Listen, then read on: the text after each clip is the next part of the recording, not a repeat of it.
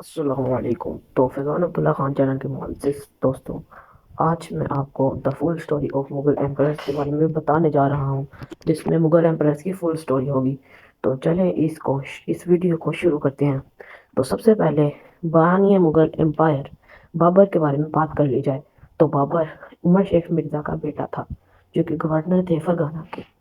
تو بابر ایک بہت ہی جنگی حیثیت سے بہت زیادہ اس کے پاس نالج تھا، اور یہ بہت کیپیبل ایک ایمپرر تھا۔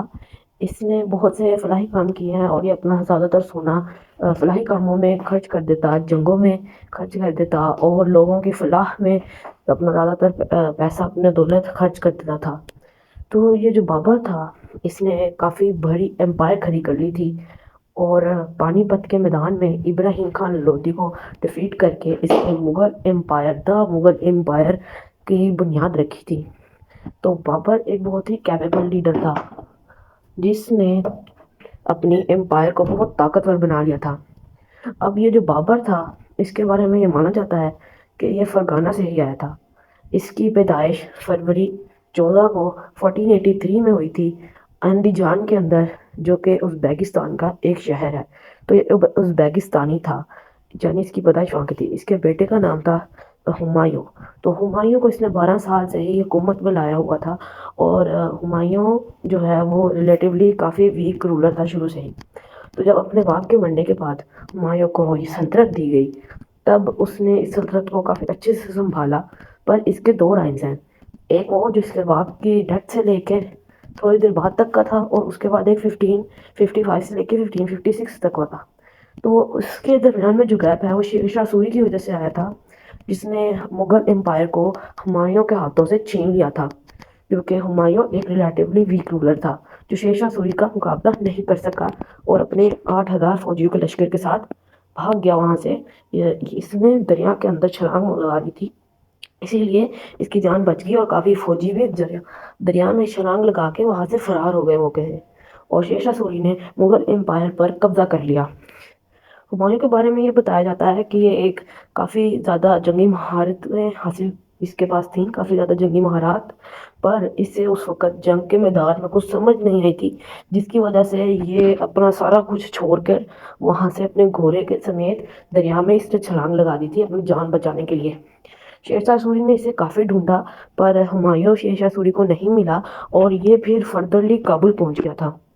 کابل جانے کے بعد اس نے وہاں پر کافی عرصہ گزار دیا، اور پھر ایک اسٹرانگ فوج کے ساتھ حملہ کیا۔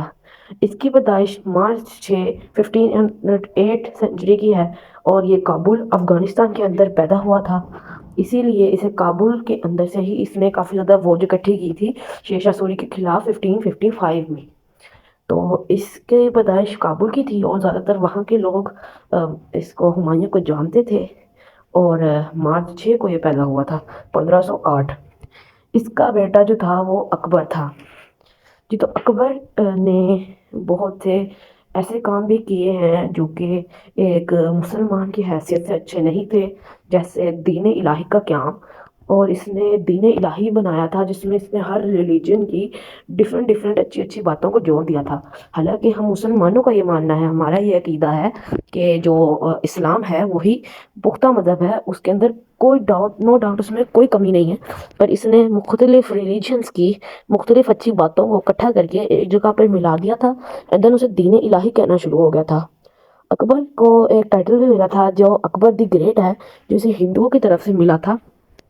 اکبر نے اپنے دور خلافت میں، یا آپ اسے کہہ لیں کہ اپنے دور حکومت میں، کافی اچھے کام بھی کیے ہیں۔ اس نے کافی جگہیں فتح کی ہیں۔ اکبر نے بہت سی اپنی سلطنت کو ایکسپینڈ کیا اپنے دور حکومت میں، اور اکبر بھی ایک بہت ہی زیادہ کیپیبل لیڈر تھا، اور بہت ہی زیادہ ایڈمنسٹریٹو بندہ تھا، جس کی پیدائش ہوئی تھی اکتوبر 15 1542 میں، اور اکبر عمر کوٹ کے اندر پیدا ہوا تھا۔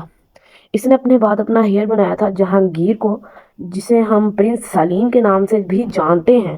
تو اکبر جو تھا، اس کے زیادہ اسٹرانگ دشمن جو تھے نا، وہ راجپوت تھے، اور اکبر نے ان کے خلاف کافی جنگیں لڑی ہیں۔ اس کے بعد اب بات کر لیتے ہیں جہانگیر کے بارے میں۔ تو جہانگیر کا اصل نام پرنس سلیم تھا، اور جہانگیر کا یہ نام اس کی حکومت سنبھالنے کے بعد اسے دیا گیا۔ جہانگیر ایک کیپیبل لیڈر تھا اور بہت ہی زیادہ فلاحی کام کیا کرتا تھا۔ اس نے اپنے دور حکومت میں اپنی حکومت کے اندر ڈرگس کی سپلائی کو ختم کر دیا تھا، لیکن وہ خود بھی ڈرگس کا ایڈکٹ تھا۔ اس نے کافی اچھے کام بھی کیے ہیں اور اس کے کچھ کام برے بھی تھے۔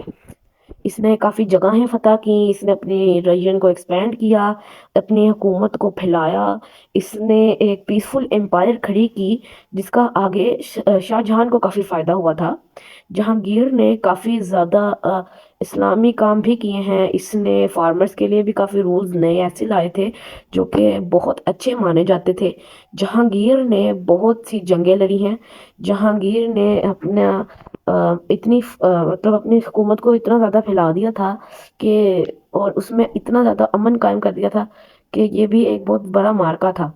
اس کی پیدائش ہوئی تھی 30 اگست کو 1569 سینچری میں۔ تو یہ اگست 1569 سینچری میں پیدا ہوا تھا اور اس کا بیٹا شاہ جہان تھا جس نے اس کے بعد حکومت سنبھالی تھی۔ جہانگیر کے بعد اس کا بیٹا شاہ جہان حکومت میں آیا تھا۔ شاہ جہان کو اپنے والد کی طرف سے بہت ہی پیسفل امپائر ملی تھی، مطلب جو امپائر تھی نا شاہ جہان کی، وہ کافی پیسفل تھی اس کے والد کی وجہ سے، کیونکہ اس کے والد نے اس امپائر کو کافی پیسفل بنا دیا تھا فتوحات کر کر کے۔ اس کے والد کی وجہ سے شاہ جہان نے کافی زیادہ چیزیں نئی نئی بنائیں اور اس کی پیدائش جنوری 5 1592 میں ہوئی تھی۔ شاہ جہان نے تاج محل بنایا تھا اور شاہ جہان نے اور بھی کافی آرکیٹیکچرل بلڈنگز بنائی تھی جو کہ آرکیٹیکچر کا بہترین نمونہ ہے۔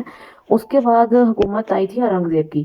تو اورنگزیب ایک مغل بادشاہ تھا جس نے مطلب کہ مغل امپائر کا نقشہ بدل کے رکھ دیا تھا۔ اورنگزیب عالمگیر اپنے آپ کو اللہ کے سامنے جواب دہ محسوس کرتا اور اورنگزیب اسلامی کام زیادہ کرتا، اپنی روزی خود کماتا اور حکومت کے خزانے سے کچھ نہ لیتا۔ اورنگزیب عالمگیر کپڑے بن کے اپنا گزر بسر کرتا تھا۔ اورنگزیب نے کافی فتوحات کی ہیں۔ اورنگزیب کے سب سے خاص دشمن جو تھے وہ مراٹھاز تھے اور شیواجی تھا۔ اور اس کے علاوہ اورنگزیب عالمگیر نے ایک ایسا آرکیٹیکچرل پیس بنایا ہے جو اس وقت پاکستان میں موجود ہے، جسے ہم بادشاہی مسجد کے نام سے جانتے ہیں۔ تو یہ جو بادشاہی مسجد ہے یہ اکبر نے بنائی تھی اور اکبر ایک کیپیبل لیڈر تھا۔ اکبر نے مراٹھاز کی آرمی کو کافی اسٹرانگلی ڈیفیٹ کیا اور یہ نومبر 3 1618 میں پیدا ہوا تھا، یعنی 18 سینچری کو یہ پیدا ہوا تھا اکبر۔ اس کے بعد بہادر شاہ ظفر کا رائن آیا جو کہ اس کے لوگوں کی طرف سے چنا ہوا تھا، لیکن بہادر شاہ ظفر کے ٹائم پہ دا وار آف انڈیپینڈنس اسٹارٹ ہو گئی جس کی وجہ سے صرف خون بھیجنا پڑا اور وہاں اس کی ڈیتھ ہو گئی۔ اس کی پیدائش ہوئی تھی اکتوبر 24 1775 میں اور یہ جو ہے نا مطلب جانے کے بعد رنگون مارا گیا تھا۔